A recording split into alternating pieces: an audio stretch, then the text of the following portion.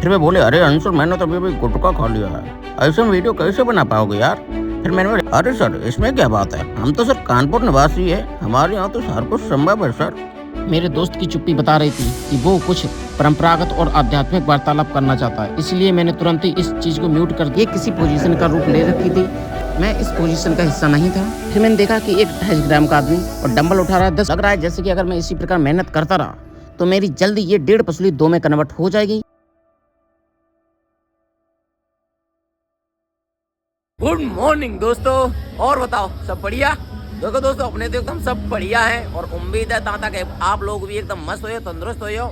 दोस्तों आज है बुधवार और मॉर्निंग के 5 बज रहे हैं। तो दोस्तों आज हम नई जर्नी शुरुआत कर रहे हैं, मतलब कि आज से हम करेंगे वर्कआउट। और तो मैंने जिम की मेंबरशिप ले रखा हूँ, मैंने कल ही ले ली थी, क्योंकि कुछ नया कर रहे हैं तो कुछ नया के साथ साथ अपने लिए भी सोचना पड़ेगा। तो दोस्तों आप लोग सोच रहे होंगे कि जो बंदा 10 बजे उठता है वो बंदा सुबह 5 बजे कैसे उठ गया। तो भाई कुछ करने के लिए कुछ खोना पड़ता है, तो मैंने भी अपनी मतलब एक हेल्थी जीवन भी जीऊंगा भाई। तो आप लोगों को भी इंटरेस्ट रहेगा कि यार भाई मॉर्निंग से उठ जाता है और अच्छा काम दिखाता है। चलते दोस्तों अंदर।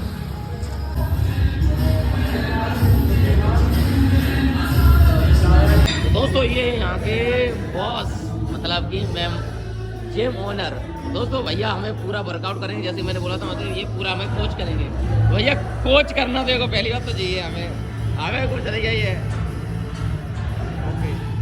ठीक है भैया। तो दोस्तों जैसे कि आप देख रहे हैं कि मैंने कर दिया है वर्कआउट शुरू। भैया ने बोला है कि आज आप मिक्स वर्कआउट कीजिए, हर एक वर्कआउट को आप कीजिएगा। तो दोस्तों जैसे कि आप देख रहे हैं कि जैसे कि मेरी जो पसली दिख रही है वो 1.5 पसली दिख रही है। अब दोस्तों लग रहा है जैसे कि अगर मैं इसी प्रकार मेहनत करता रहा तो मेरी जल्दी ये 1.5 पसली 2 में कन्वर्ट हो जाएगी।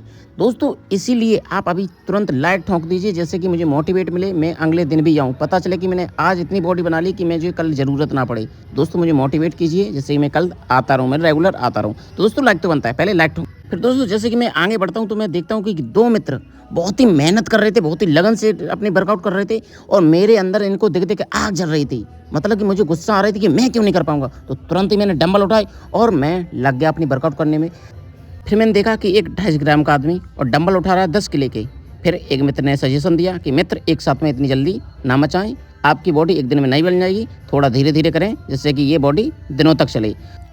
फिर दोस्तों मैंने भाई की बात को मद्देनजर रखते हुए फिर मैंने डंबल उठाई 5-5 किलो के, जो कि मुझे बहुत ही आरामदायक थे, और मैं वर्कआउट करने लगा। फिर भी मुझे बहुत ही भारी लग रहे थे, लेकिन मैंने सोचा यदि हार मान जाएंगे तो आज हार जाएंगे, लेकिन इसलिए मैंने हार नहीं मानी।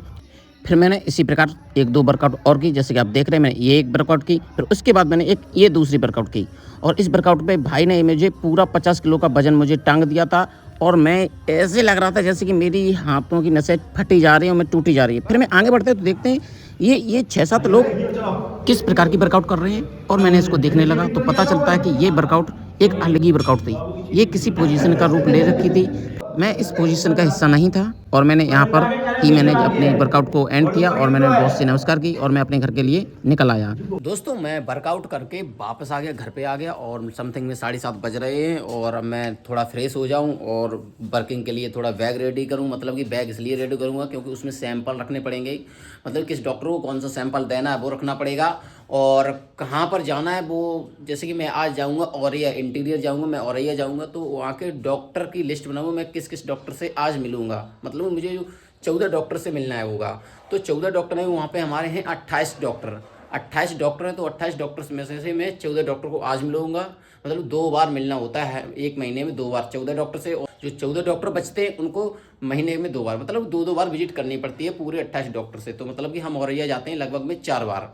तो अब मैं पहले उनकी तैयार करूँगा, मतलब कि लिस्ट तैयार करूँ कौन से डॉक्टर से मिलना है आज, और कौन से डॉक्टर को कौन सा सैंपल देना है, कौन से डॉक्टर को कौन सा रिमाइंड करना है, किससे कॉल करनी है, वो सारी चीज़ें अभी हम करने चाहूँगा। बेकू सो रहे हैं, मतलब कि वो 1 बजे तक 12 बजे तक पढ़ता रहता, तो फिर वो अभी सो रहा है।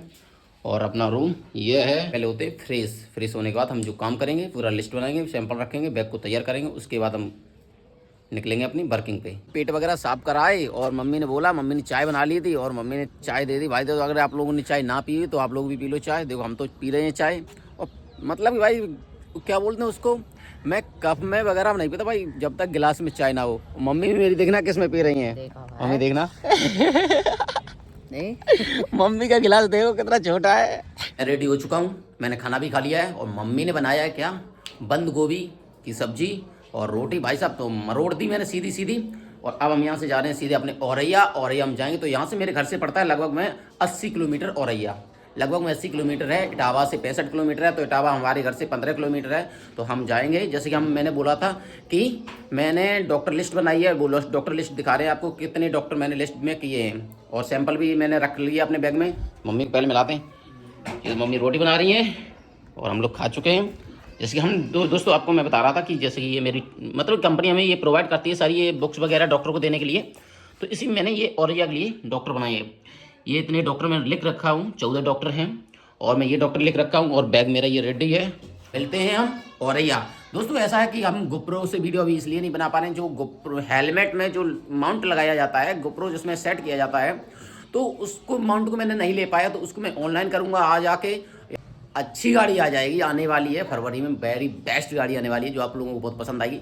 तो मोटो राइडिंग भी आप लोग देख सकेंगे बिल्कुल। और हर संडे को एक very attractive and adventure blog होगा हर संडे को, जो कि पूरा बाइक राइडिंग होगी।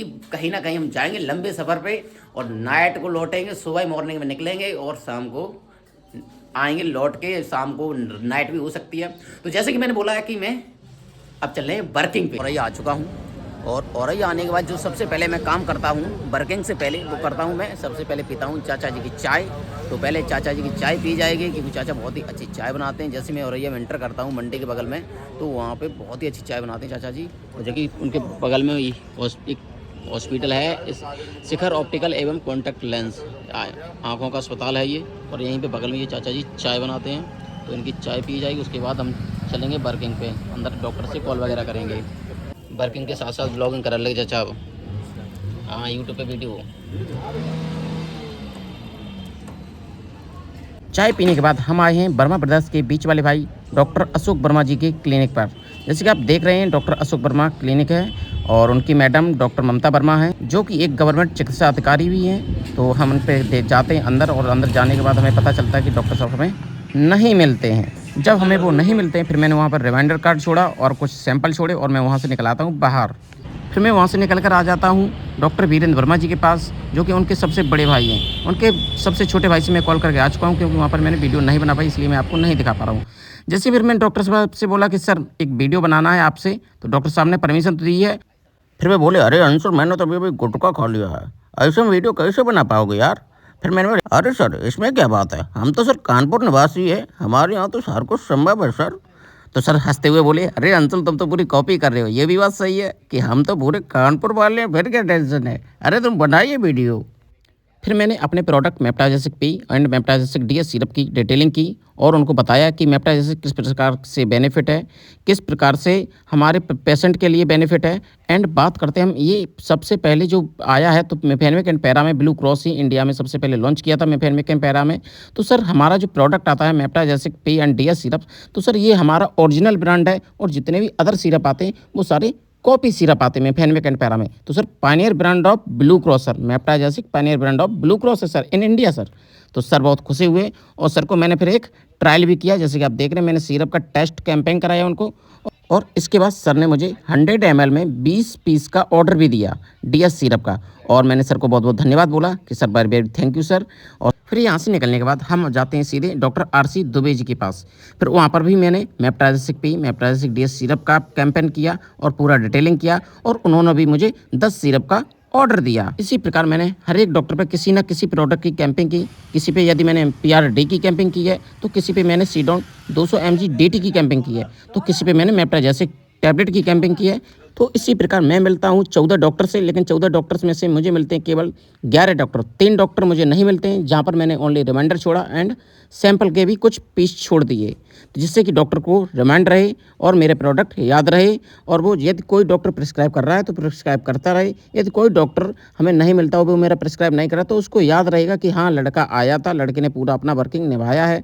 तो इसी प्रकार मैंने आज की पूरी वर्किंग की। जैसे कि आप देख रहे हैं कि अब मैं खड़ा हूँ कहाँ पे, डॉक्टर आशीष सिंह जादौन के यहाँ, जो कि एक डेंटल डॉक्टर हैं। इनसे कॉल करने के बाद मैंने सोचा क्यों ना कुछ खाया जाए, क्योंकि शाम के 3 बज चुके थे और सुबह ही खा के आया था 10 बजे। फिर मैंने सोचा क्यों ना चावल खाए जाएं, और तो होटल की सारी चीज़ें नुकसान करती हैं, चाहे पूड़ी हो, चाहे भटूरे हैं, चाहे छोले हैं, मतलब हर चीज़ नुकसान करती है। चावल ही ऐसी चीज़ होती है जो कि बिल्कुल बॉइल्ड होते हैं, इसमें किसी भी प्रकार का तेल नहीं होता है। खाना खाने के बाद हम चलते हैं गंगा मेडिकल एजेंसी के पास, जो कि हमारे स्टॉकिस्ट हैं, जो कि हमारे ब्रांडों को रखते हैं और हमारे जितने भी ब्रांड हैं उनको अवेलेबिलिटी कराते हैं। मेडिकल हो गए, डॉक्टर के पास हो गया, और अवेलेबिलिटी वो तभी करा पाएंगे जब मैं हर एक डॉक्टर से, हर एक मेडिकल से ऑर्डर कलेक्ट करूंगा या प्रिस्क्राइब निकलवाऊंगा। जब मैं औरैया से निकल आया, फिर मैं आ जाता हूँ नज़दीकी लखना बकेवर के पास। फिर मुझे याद आता कि बकेवर में त्रिपाठी मेडिकल से मैं पिछले शुक्रवार को नहीं मिला था, तो इसलिए मैं त्रिपाठी मेडिकल के पास जाता हूँ, क्योंकि वहाँ पर मुझे हर एक वीक में, मतलब कि महीने के 4 वीक में या 3 वीक में मुझे वहाँ से ऑर्डर मिल जाता है।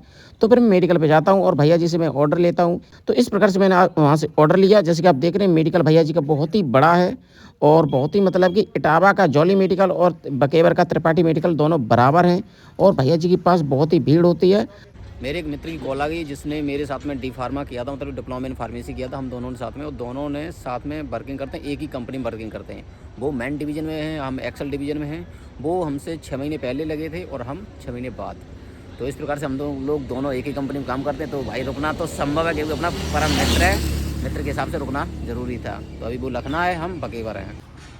सर आपका मैं बहुत आभारी हूँ कि आपने मुझसे मिलने का समय निकाला। ये इतनी बहुत खुशी हुई कि आपने मेरे लिए बहुत समय निकाला। हाथ क्यों मिला, नहीं मिला रहे मेरे मित्र। हे मित्र, आप कहाँ थे अभी तक? हे सखा, हे बंधु, आपके लिए मैं कहाँ से कहाँ तक आ गया, और आपने भी कहाँ से कहाँ तक आ गए भाई साहब। तो भैया मैं क्या मेरे दोस्त की चुप्पी बता रही थी कि वो कुछ परंपरागत और आध्यात्मिक वार्तालाप करना चाहता है, इसलिए मैंने तुरंत ही इस चीज़ को म्यूट कर दिया, क्योंकि हम लोगों में ऐसी वार्तालाप हुई है कि यदि आप लोग सुनते तो आपके कानों से कुछ रेड रेड बाहर निकलने लगता है, इसीलिए मैंने इस चीज़ को शांत कर दिया है। तो दोस्तों अब हम चलते हैं घर पर। तो दोस्तों ध्यान आया कि अब शाम हो गई है, लगभग 6 बज गए हैं और हम घर पे आ चुके हैं, मतलब कि अपने बैदपुरा। तो हमने सोचा क्यों ना ये बाल हमारे छोटे कुछ किया जाए, और दाढ़ी वगैरह भी छोटे नहीं है, क्योंकि बाडी नहीं तो दाढ़ी भी अच्छी नहीं लगती। जब बाडी अच्छी हो तो दाढ़ी भी अच्छी लगती है। तो इनको कुछ साफ किया जाए, मतलब कि कुछ सेट किया जाए और हल्के बाल किए जाए, क्योंकि ये माथे वगैरह अच्छी नहीं लगती। क्योंकि अब यहीं पे करते हैं, हम अपने इस ब्लॉग को समाप्ति पे लाते हैं। और आप लोगों को जो भी वीडियो में कमी लगी हो तो हमें कमेंट करें, और यदि आपको पहले तो ब्लॉग अच्छा ही लगा होगा तो आप लोग एक लाइक तो जरूर ठोकें, कमेंट करना बिल्कुल ना भूलें, क्योंकि मुझे पता चलेगा कि मैंने क्या कमी की है, तो मैं उसको सुधारूंगा, और जो चीज़ आपको नहीं बताई है वो चीज़ बताऊंगा। तो दोस्तों ब्लॉग को यहीं पे करते हैं समाप्ति। तो अब मिलते हैं अगले ब्लॉग में कल, मतलब कि 3rd ब्लॉग में।